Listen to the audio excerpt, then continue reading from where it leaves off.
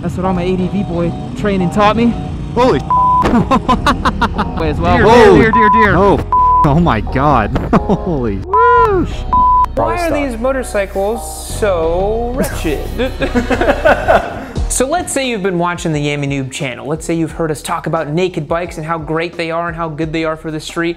But you're a bit of a contrarian and you tell me, Yammie, I want something different, bespoke, unique, esoteric. Well, we might just have the thing for you today. Come with me, let's go check this out. Maybe one of these bikes is more to your liking. Let's take a look today on Yammie Noob.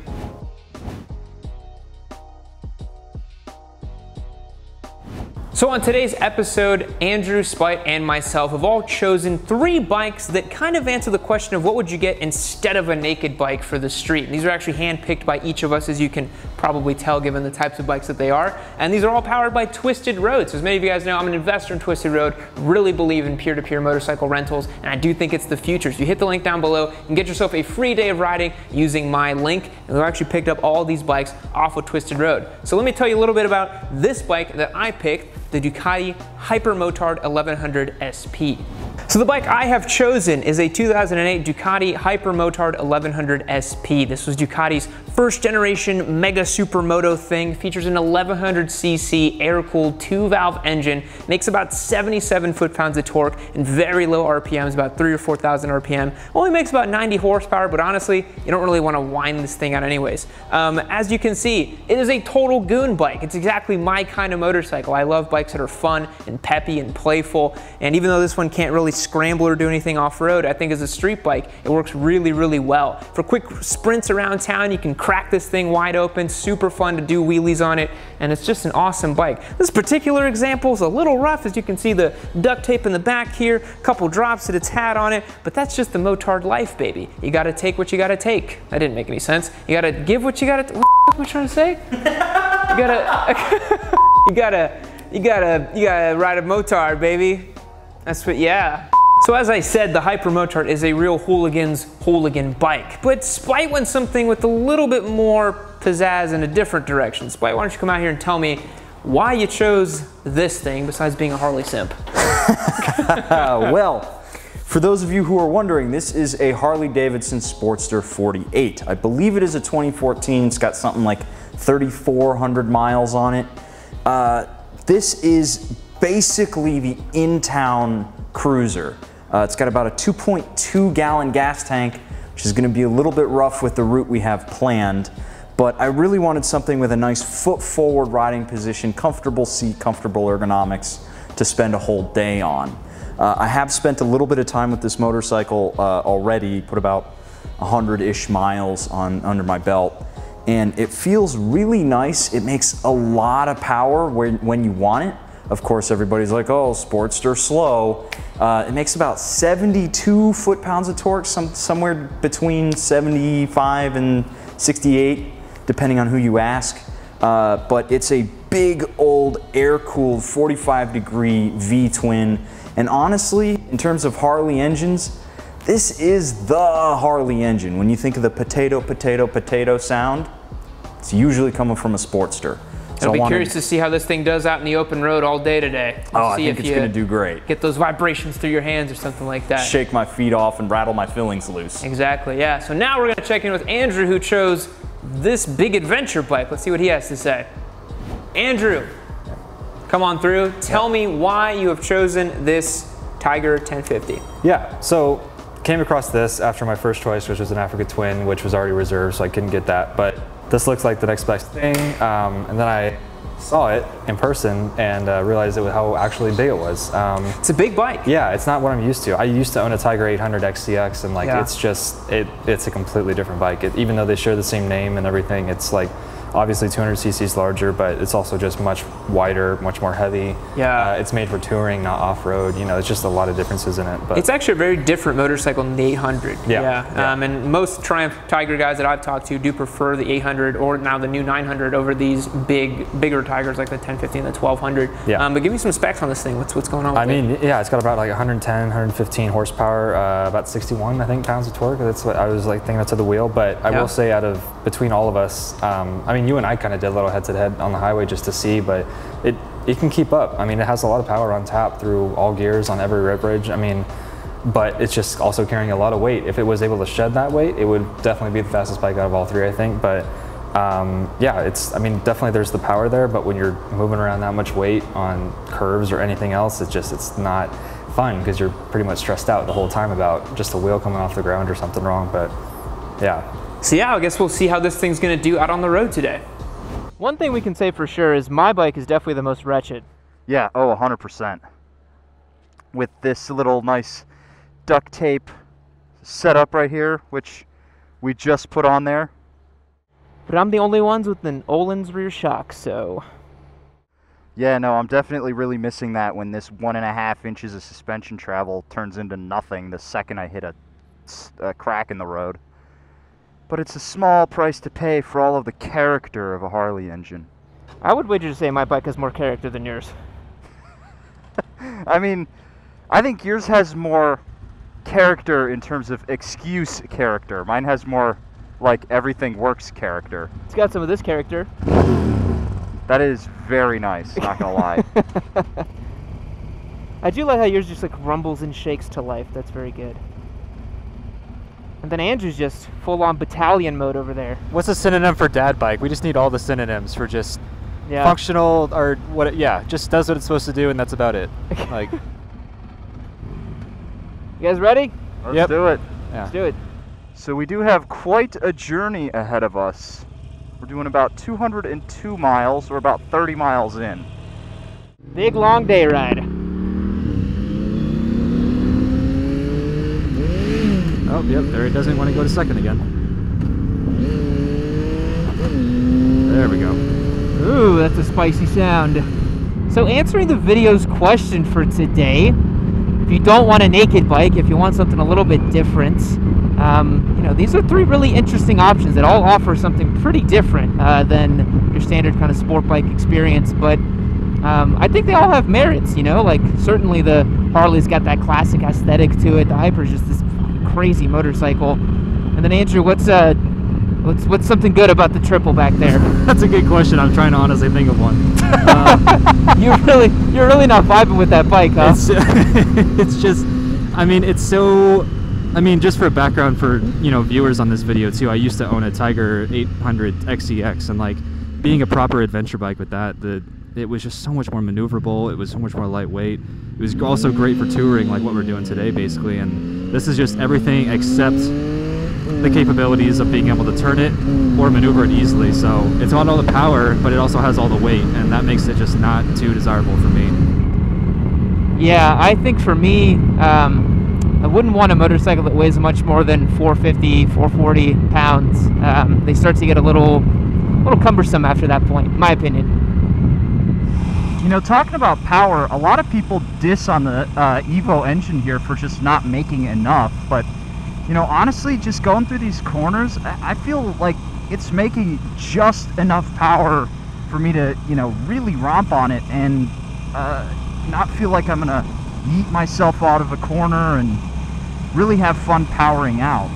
It's a surprisingly punchy engine for being in such a heavy motorcycle. Well, let me ask you this, because you are extremely biased towards Harley, right? Yeah.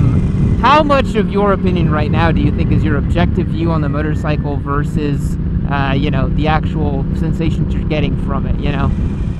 I would say that I'm probably a bit 50-50, because this is my first time spending any real time on the Sportster platform. You know, I haven't really taken a Sportster on a long ride in the hills.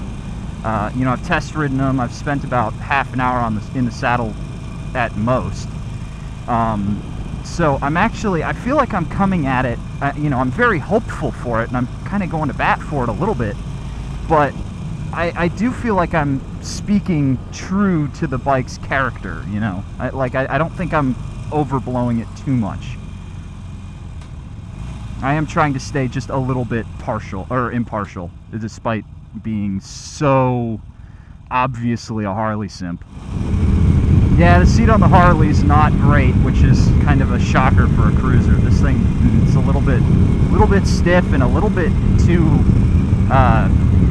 like the passenger seat lump is like right on my tailbone. It's really uncomfortable. Yeah, Andrew's got that Corbin seat. Yeah, I'm shining through. Here come the pros on the Tiger, I guess. Yeah, I got my nice custom tailored Corbin dad seat just underneath me right now. Perfect for the mold. Feels great. Oh, this road sucks on this suspension. Oh my God, no! This sucks. It's like a washboard. Are you struggling? Yeah, no, this is not fun right here. I'm not feeling anything, man. I feel fine. This suspension is working overtime right now. You've got that, like, what is that, Princess and the Pea kind of bike where you can feel every little tiny thing? Yes. Yeah, it's the problem with these slammer shocks on here, these kind of low-rise shocks. They're either, you know, to make up for having no travel, they're very stiff. So literally every single bump in the road, you feel it. Oh man, this road sucks. This is not fun. Dude, it's really not that bad. It's your bike that sucks. XSR. Yeah, stand right up. Oh boy, we've got some water on the road. Got a water crossing. You ready, dude? Interesting. Here we go. Putting it to the test. That's a lot of flowing water right there. I think I can. I'm just. Why don't you just waddle through it, dude? Yeah. Yeah, just go nice and smooth. Oh wow. Whoa. How's that feeling? Fine. It's just be very smooth because the even giving it throttle there, I'm not sure if you saw my back tire come loose. That's nothing, man. Little slip. That's what all my ADV boy training taught me. Holy. Yeah, careful, Andrew. You good? Yeah. A little bit of a slip. That was fun. Yeah, you basically can't give any gas during these low water crossings. Especially not with 500 pounds way up high, yeah. Alrighty, everybody, we are halfway through our route right now. All of us on somewhat appropriate motorcycles for what we're doing. I think you're on the most appropriate bike, Andrew. Yeah, definitely. I mean, it's good for like the straightaways and stuff and just longer distances with the seat. I mean, it's got the Corbin on there, but as far as twisties and turns, I'm definitely taking it probably slower than both you guys. But yeah. So in terms of like the stats for your bike, you feel like you've given up some of the sportiness and added some comfort, right? Definitely. Yeah. Whereas I feel like on mine, I definitely have added sportiness and taken away a lot of comfort. And poor Spite here, you've taken away sport and comfort. Why have you done this? Actually, I would say it's mostly comfortable with the exception of the seat on a straight road. And then obviously, as I've been bitching about it this whole time, the suspension's not great in the back. So. And that's a travel issue, eh? You just don't have a lot of. There's just nothing there. A lot of travel. So, you know, it is what it is, but, you know, it's doing pretty well in the straights and in a turn. It's a lot of fun, actually. So. Yeah, I see you kind of getting it a little bit, having some fun with it, looking good.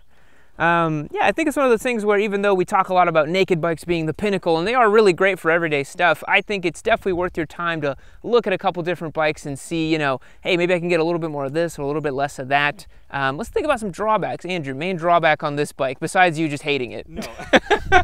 For a lot of the I mean, it has some pros, definitely, but my biggest con, and it's like a personal thing, is just the weight. I don't like a big, fat, heavy bike. I mean, it's not, it takes away the fun. I mean, when you feel more like a car than a bike and you can't throw it into a corner without worrying about low siding it or things like that, or even backing it up a hill, like if you have to reverse and just like tiptoeing a 500-pound bike. God help you. It's just not possible. Well, I saw you backing up over there and I saw the ditch. I was like, he won't be able to get out if he goes right there. So. Yeah, you just have to find a way to accelerate forward for everything. But yeah, I mean, yeah, so biggest drawback for me is weight. It's never worth having more power if you have that much more weight. Yeah. So what you're saying is the Tiger is more like a shark and that it has to keep going just forward at all literally, times. Yep, yeah, exactly. Yeah, I would say this bike is similar in some ways where, you know, it's super light and nimble. I mean, light-ish, weighs like 415, 420, something like that. But yeah, I just feel like it's, for a long distance, really just a lot, you know? It's got all this low-end torque, it runs hot, it's really goofy, and like, it's fun to, you know, pop wheelies here and there and have fun with it, but if it's a long-distance bike, it certainly is not. My butt is killing me, my tailbone's killing me on this bike, and it's a bit of a handful. Spite, drawbacks on the Harley over here? The biggest drawbacks are these rear shocks. The 48 specifically, which this is definitely more of an in-town Sportster. It's a really easy fix to fix the shocks, but The second biggest thing with this bike on a long road is gotta be the tank. It runs dry very fast. Yep. So.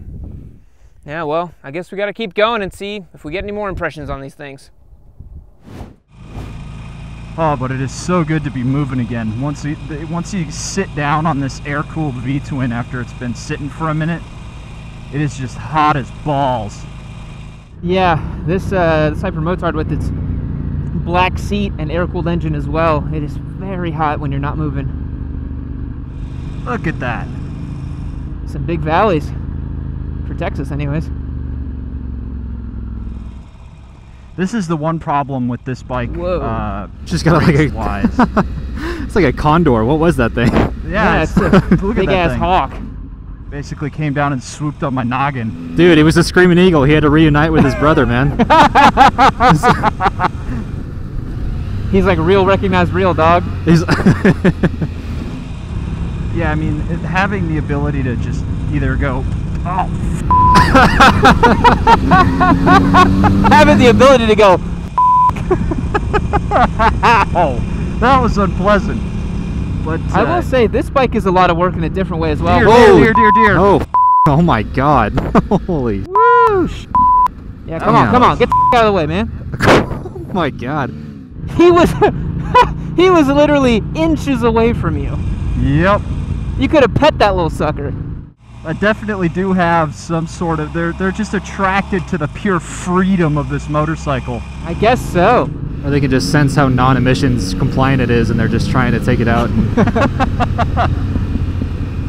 So anyone out there looking to get a Sportster, ready your spine because apparently it's a real hard on the tailbone. Yeah, no, this bike definitely needs longer travel suspension for sure, 100%. I just think it's a little silly that that people are like, well, you know, I need this kind of a motorcycle, so therefore I can't do this activity, you know, or because I have a cruiser, I can't hit a twisty road, or because I have, you know, a big fancy leader bike, all I can do is track. You know, just go take your bike and go see something, you know. Hello, cattle. This reminds me of Mexico, man, just cows loose in the middle. And also, I think this is speaking a lot of power to the idea that, you know, your riding group doesn't all need to have the same bike. Exactly. I think a lot of riding groups like, oh, we gotta all be sport bike guys, we gotta all be cruisers. It's like, dude, you can have a cruiser guy, a touring guy, and a hypermotard guy, and everybody's getting along just fine. Just no elevation. Unless you've got a Busa.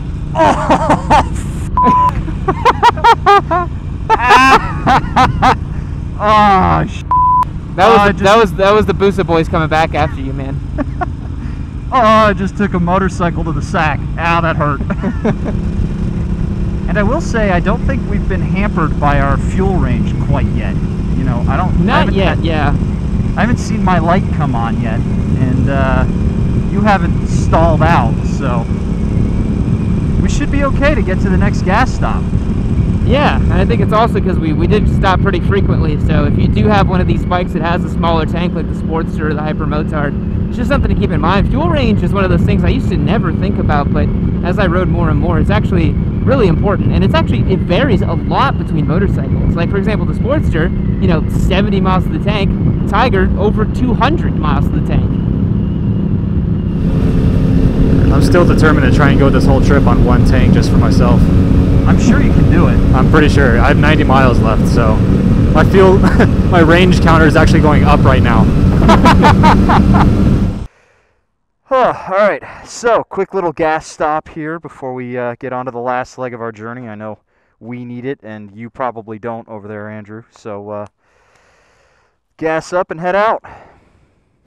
Alrighty guys, we've wrapped up our day of riding, and now we're trying to figure out who won the day, who was the least impacted by their motorcycle, who had the most fun, who had the best riding experience. Some of that is subjective, but at the same time I think some of it is objective. And so, Spite, how did you feel after your day of riding? Well, the best thing about this bike is the engine, honestly. The engine is so much fun to listen to use. You can ride the hell out of this bike and, you know, you're not going crazy fast, but that's not the ethos of the motorcycle either. The biggest negative point is a combination of the seat and the shocks.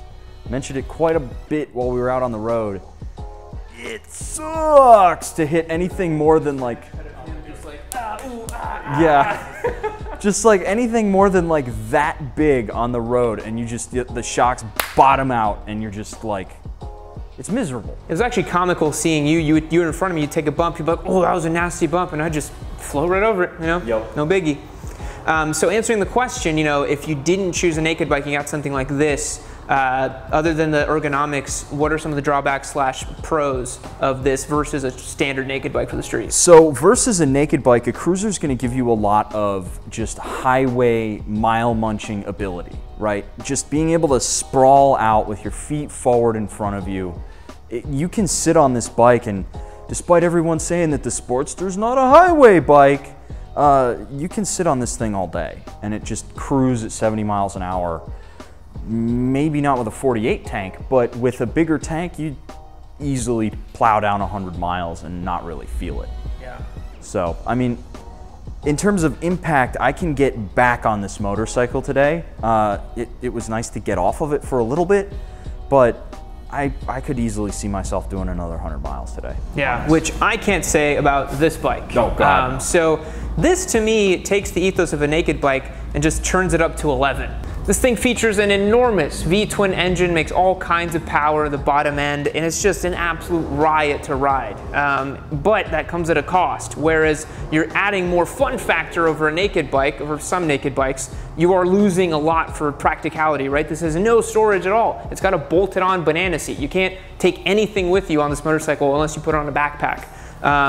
It is very aggressive to ride over a long period of time. It's very unforgiving. It's very hot. It's very difficult to ride for a long period of time. My ass still hurts after today's ride, so take that for what you will. But Andrew, I bet your bum does not hurt after cruising on the Corbin seat here. So, I mean, yeah, thoughts on the ADV? It's a lazy boy on wheels. Like, this thing is just like, this thing is definitely custom tailored for someone else's rear end. But I mean, as far as ergonomics wise, like, whoever rides this, whoever's bike this is, must have like insanely long arms, because like they even have the risers and it still felt like I was riding some kind of sport bike, I feel like. But that was compensated with the seat just being as soft as it is. And I mean, firm also in the sense that I could go for, again, another 300 miles if I wanted to today, probably. You got the range for it too. Yeah, exactly. Yeah, that was the thing. I didn't have to fill up at all. Well, Yep. no, once, but I could have made it on that tank At the end of our 200-mile route, Yeah, you know, yeah, like, I think that's where ADVs really shine over naked bikes, is the range that they have, Yep. you know, and the comfort. And I remember when I used to own it, I mean, like commuting, I'd have to fill up probably once a week, and I would ride 20 miles and back, you know, Yeah. every day. And yeah, it's just nice to have that much range and have that much security in it. But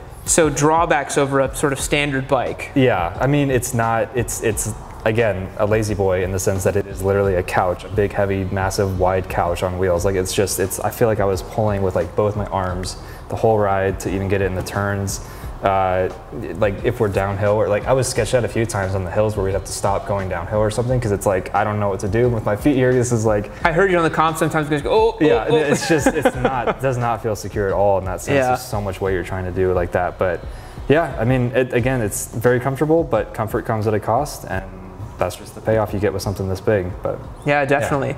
So guys, hopefully today you've learned that although we do champion the naked bike on the channel, there's lots of flavors of motorcycling out there, and you should definitely try all of them, because you might not know what you like or don't like. I think, Spite, you were pleasantly surprised today with your Sportster. I think you really enjoyed the experience, right? Yeah, this was actually important for me to go out and ride this bike today, because I'm thinking about buying a Sportster.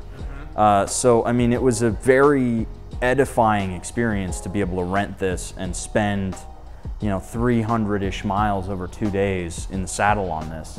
And to know that I can do 200 in a day, because I take long rides. And, you know, obviously the Sportster that I would get is not this model, but they're all more or less the same, you know. So it's very cool to be able to just go out and rent it and ride it. Yeah, and that's a great reason for you guys to go and check out Twisted Road if you want. For example, if you're thinking about getting a bike, rent it first, see if you like it, spend some time with it, because sometimes a demo ride isn't quite long enough for you to figure out if you really want that bike. So click the link down below to Twisted Road. Thanks again to them for sponsoring this video. I guess I sponsored it myself because I invested in the company, but you guys know what I mean. And we'll catch you on the next one.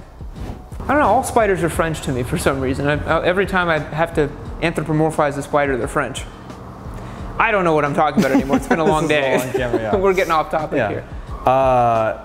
Kind of chosen, yeah. I was gonna go originally with an Africa Twin. That's definitely gonna be in there. God. Okay. Try it again. One more time. Yeah. 11. You know, this gives you a stonking, massively powerful engine. That's. You know what? I just noticed that your mirrors are different. You have different shaped mirrors. Oh, look at that. Yep. That's like a DRZ, and that's some Why probably are stock. these motorcycles so wretched? Well. Yep. Another point for the Harley. Yeah. So, real bummer, this video is actually over, but you're in luck. There are hundreds of other Yammie Noob videos you can go and check out. Hit this one right over here. Watch it. Do it for Yammie-chan.